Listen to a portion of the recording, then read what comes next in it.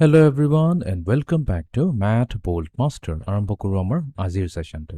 তো আজিৰ সেশনটোত আমি আৰম্ভ কৰিম এটা নতুন টপিক। আমি আৰম্ভ কৰি আছোঁ class 7ৰ chapter number 7 comparing quantities. তো আমাৰ প্ৰথমতে আজি আমি পাৰ্চেণ্টেজৰ ওপৰতে ডিছকাশ্যন কৰিম। তো ইয়াতে এটা কুৱেশ্যন এটা সুধিছে শ্বেড 20% অফ দ্য স্কুৱেৰ বিলো। তো আমাক এটা স্কুৱেৰ এটা দিছে আৰু আমাক কৈছে যে এই স্কুৱেৰটো 20% স্কুৱেৰ, এই 20% ইয়াৰ শ্বেড কৰিব দিছে, কালাৰ কৰিব দিছে। প্ৰথমতেতো আমি বুজিব লাগিব ইয়াতে কি কৈছে। ইয়াতে কৈছে 20%, ৰাইট? এইটো পাৰ্চেণ্টেজৰ চিম্বল হয়। তো এইটো আমি এনেকুৱা কওঁ বা আমি যদি ৱৰ্ডত লিখোঁ তো 20%, 20%। এতিয়া এই ৱৰ্ডটোত অলপ ধ্যান দিয়া। পাৰ্চেণ্ট যোনটো কৈছে, পাৰ্চেণ্টটো আমি এনেকৈ কৈছোঁ পাৰ স্পেচ দি পেলাই আমি চেণ্ট লিখি দিলোঁ। এতিয়া চেণ্ট ৱৰ্ডটো একচুৱেলি যদি মনত কৰা, যেনেকৈ ক্ৰিকেটত আমাৰ চেঞ্চুৰী থাকে। চেঞ্চুৰী মানে কি হৈছে 100, চেঞ্চুৰী মানে যদি হৈছে 100, তাৰ মানে আমাক কৈছে এইটো 20% মানে কি হৈছে, একচুৱেলি হৈছে 20 পাৰ 100, সেইটোকে মিনিং হয় আমাৰ 20%।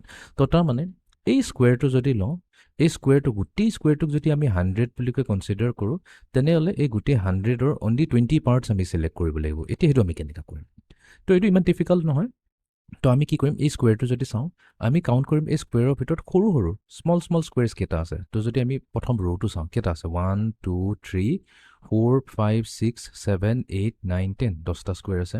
আৰু যদি আমি ভাৰ্টিকেলি কাউণ্ট কৰোঁ 1 2 3 4 5 6 7 8 9 10, 10টা আছে।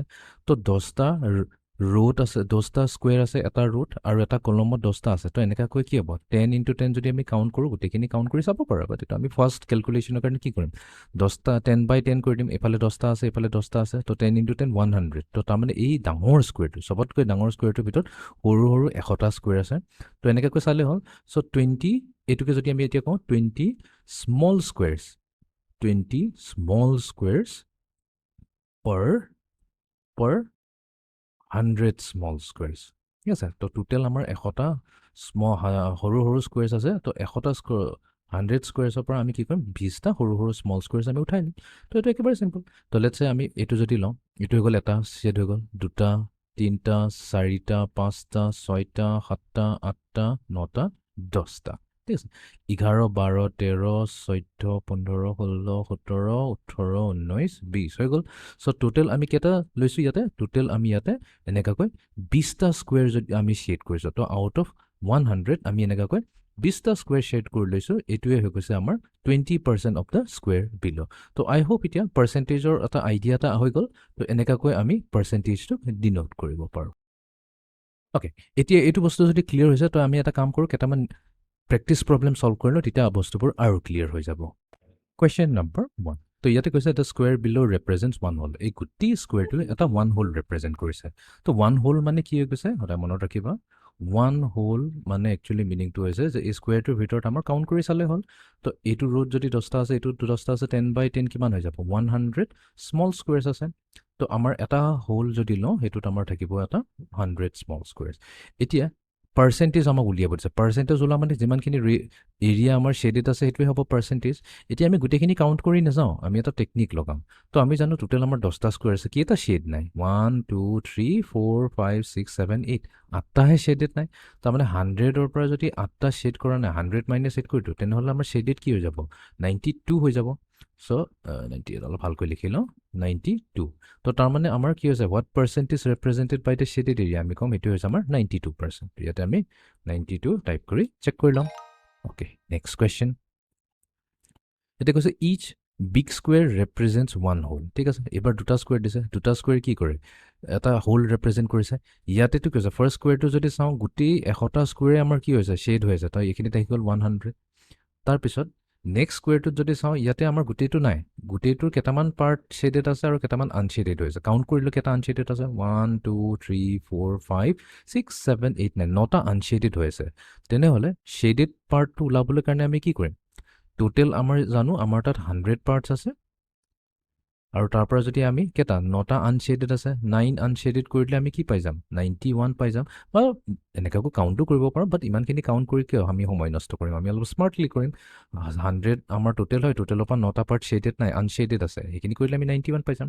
তো ইয়াতে আছে 100, ইয়াতে আছে 91, তো দুইটা মিলি পেলাই কিমান দিব, 191।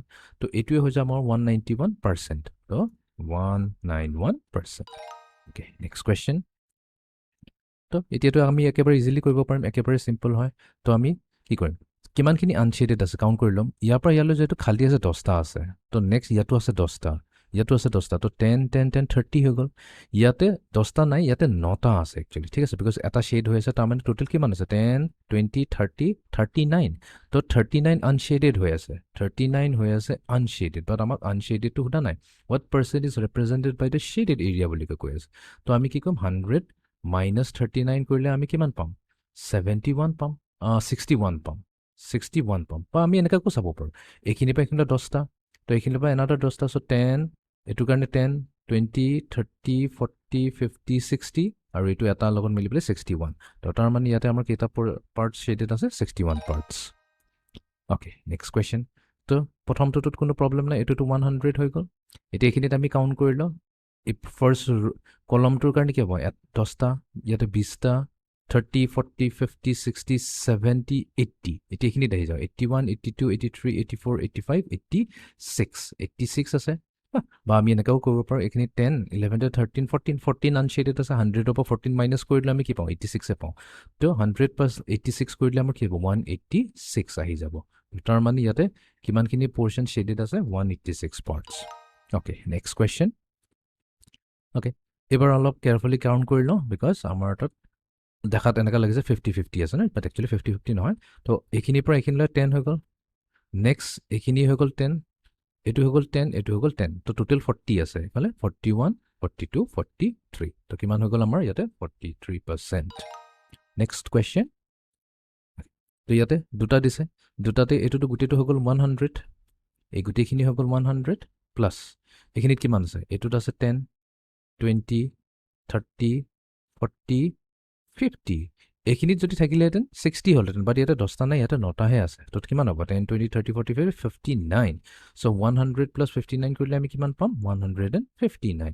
চ' 159 পাৰ্টছ ইয়াতে শ্বেডেড আছে, 159। অ'কে, এতিয়া আমি যাওঁ লাষ্ট কুৱেশ্যনটোলৈ। তো এতিয়া আমি কাউণ্ট কৰি ল'ব পাৰিম, ওপৰৰ পাৰ্টটোতো আছে আমাৰ 100, নেক্সট তলৰ পাৰ্টটো কিমান আছে, এইখিনি গোটেইটো হৈ গ'ল 10, এইফালে হৈ গ'ল 20 21 22। তো তাৰমানে আমাৰ ইন টোটেল হ'ব 122 পাৰ্টছ ইয়াতে শ্বেডেড আছে। তো আমি ক'ম 122। তো এনেকুৱাকৈ আমি পাৰ্চেণ্টেজটো এটা স্কুৱেৰৰ সহায়ত আমি কি কৰিব পাৰোঁ, আমি বুজিব পাৰিম। তো এইটো আছিলে আমাৰ আজিৰ ছেশ্যনটো। See you in the next session. Thank U.